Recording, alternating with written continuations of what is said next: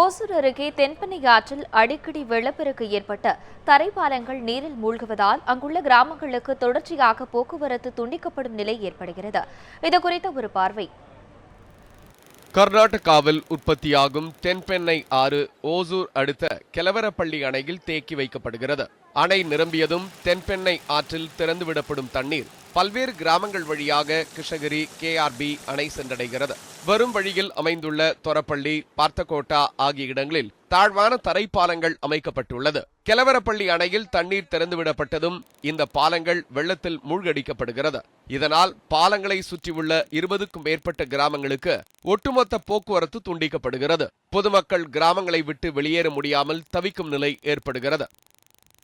இந்த ஊரில் இப்போ 10 நாளாக இந்த ஆற்றுல தண்ணி வெள்ளப்பெருக்கு அதிகமாக இருக்கிறதுனால மக்கள் ரொம்ப பாதிக்கப்பட்டிருக்காங்க. வேலைக்கு போக முடியல, பொதுமக்கள் வேலைக்கும் போக முடியல, ஸ்கூல் பசங்களும் ஸ்கூலுக்கு போக முடியாமல் ரொம்ப கஷ்டப்படுறாங்க. அதனால் போன வருஷம் இந்த எங்கள் பாத்தக்கோட்டா வில்லேஜுக்கு மேம்பாலம் அமைக்கிறதா 6 கோடி ரூபாய் நிதி ஒதுக்கியிருக்காங்க.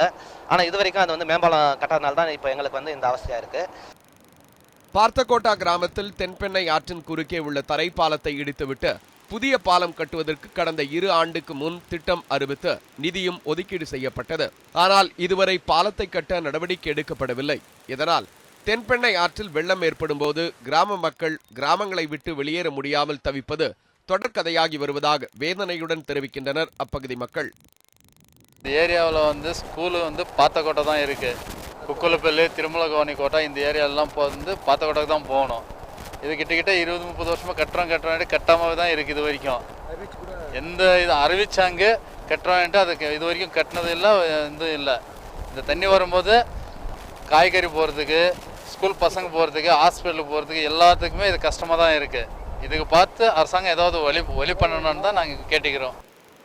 தினசரி பள்ளி செல்ல, விவசாய பொருட்களை விற்பனை செய்ய என பல தேவைகளுக்கு பாலத்தை கடந்து செல்ல வேண்டிய நிலையில் அடிக்கடி பாலம் வெள்ளத்தால் மூழ்கும் பொழுது அனைத்து வேலைகளும் முடங்கும் நிலை ஏற்படுகிறது. கடந்த வாரம் ஓசூர் பகுதியில் பெய்த திடீர் கனமழையால் பல கிராமங்கள் துண்டிக்கப்பட்டு மக்கள் வீடுகளில் முடங்கும் நிலை ஏற்பட்டதாக கூறுகின்றனர் அப்பகுதிவாசிகள். இப்போ பாத்தீங்கன்னா மழை விழுந்துச்சுன்னா தண்ணி வந்துடுது, போக முடியாது. இந்த பக்கம் அந்த பக்கம் அதிகாரிகள் தடுத்து நிறுத்திடுறாங்க. கம்மி தண்ணி வந்தால் கூட யாரோட மாட்டோம். பாலம் டேமேஜ் ஆகிருக்கு 3 இடத்துல. ஏற்கனவே தமிழக அரசு உத்தரவிட்டு இருக்குது பாலம் கட்டணும்னுட்டு. இதுவரையிலும் எந்த ஒரு நடவடிக்கையும் எடுக்கல. தென்மேற்கு பருவமழை தீவிரமடைந்துள்ள நிலையில் இனி வரும் காலத்தில் தென்பெண்ணை ஆற்றில் அடிக்கடி வெள்ளப்பெருக்கு ஏற்படும் வாய்ப்புள்ளது.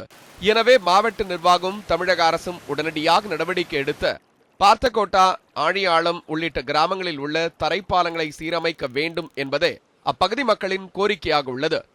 நியூஸ் 7 தமிழுக்காக திருலோக சுந்தர், கிருஷ்ணகிரி.